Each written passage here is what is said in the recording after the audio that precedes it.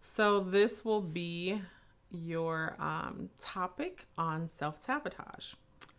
And I know a lot of you are probably thinking, didn't we discuss self-sabotage already? We did not. We discussed self-destruction, which is very similar to self-sabotage, but it's a little bit different, and I'll explain why. So self-sabotage is basically when your thoughts, your habits, or your behaviors undermine your own goals or your overall well-being, and a lot of times without you even realizing it, right? So self-sabotage is like those subtle behaviors or those habits that block your own progress. So a lot of times it's unconsciously. So let's say, what are some examples of self-sabotage? Procrastinating, overthinking, doubting yourself. You start out really strong, but you don't finish. And then also it's downplaying your success. And then what is the goal of that? So the goal would be protection, right? It's not really protection, but that's what the goal is. You're thinking that you're trying to you're trying to avoid discomfort, failure, or maybe even rejection, right? So it's like a mechanism of protecting yourself. And then that energy is normally fear based, right? So it's disguised as like caution or like you being super busy or perfectionism. But in essence, when you get to the nitty gritty, it's self sabotage. And then self destruction, it's when you have those same patterns, but you become extreme and you start causing serious harm to your mental health, your relationships, and also your physical well being. So, some examples of self destruction would be substance abuse, deliberate isolation, sabotaging healthy relationships, or giving up on your goals completely. What's normally the goal there? The goal is normally escape. It's often about numbing the pain or punishing yourself. So that energy is more like hopeless based.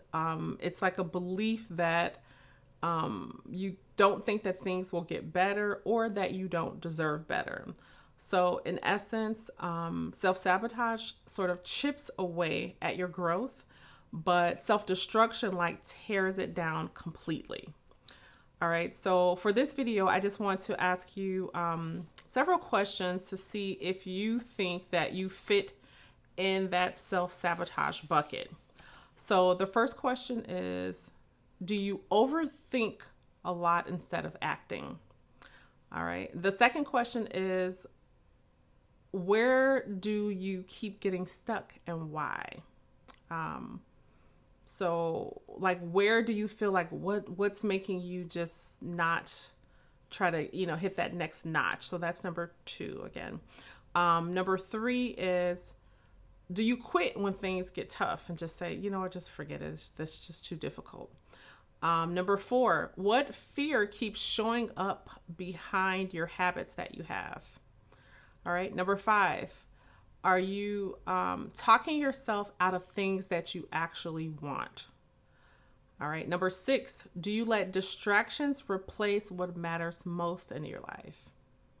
Number seven, when things go wrong, do you blame others or do you reflect on like how you were a part of it? Number eight, are you waiting for the perfect moment to start something? And then number nine, do you downplay your progress or do you skip celebrating wins for yourself? And then lastly, what do you keep telling yourself that limits you? What do you keep telling yourself to saying, I can't do this. So what are you saying to yourself to have those limits? I don't have this, I don't have that. If I could do this, this would look better. What scenario keeps playing back in your head to create those limitations?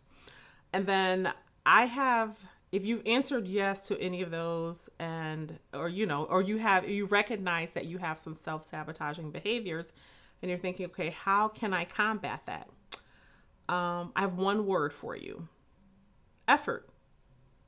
So that one word, you're like thinking, okay, that's too that's too minuscule, right? That won't help. No.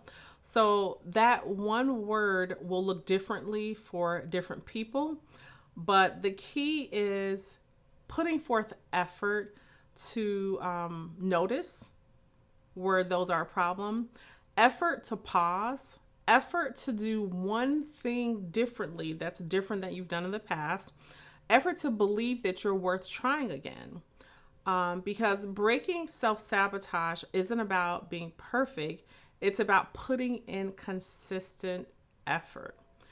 Even on those days when you're doubting yourself, even when you choose, so every time you choose effort over avoidance, you rewrite the story a little more each time. Now, I will say that all effort is not good effort. So, in other words, effort is not always progress. So, let's be real. Effort can be bad effort, right? So, let's say sometimes you are working hard at the wrong things, right? So, let's say you're arguing with limitations, or you don't feel like you want to challenge anything to make yourself better or to grow, right? So you're overthinking instead of taking action. That's effort that you don't want. And then you're fixing what's on the outside instead of building on what's inside of you. A lot of us do that. Like we want to fix stuff on the outside, but we're not dealing with the internal stuff, right? The introspective work. So bad effort or lack of effort, they both keep us in the same place. So ask yourself, is the effort that you are putting forth, is it protecting your peace, protecting your purpose, and also making you progress forward? If the answer is no, that means that you need to redirect that energy. The goal isn't just for you to work hard. It's for you to work wisely, right? So with intention that elevates you and that's not exhaustive to you. So basically, self-sabotage, I've seen that recently with a lot of loved ones, right? But one thing to keep notice, so if you notice this in someone else, and someone else that you really care about, unfortunately, you cannot do the work for them. So you may ask, I love this person. I want them to, be happier, or I want them to realize, that they can do more, they can be more. And what can I do, to help them? So if you recognize that someone that you care about is going through this, what you can do is be consistent with them. Be consistent, and then also be there as a support, right? But as far as you doing the work for them, that won't happen. It's not, they have to do their own, their own self-care work, So yeah, you can give strategies and say, hey, I heard this, this may be a good situation, but they have to do their own work. So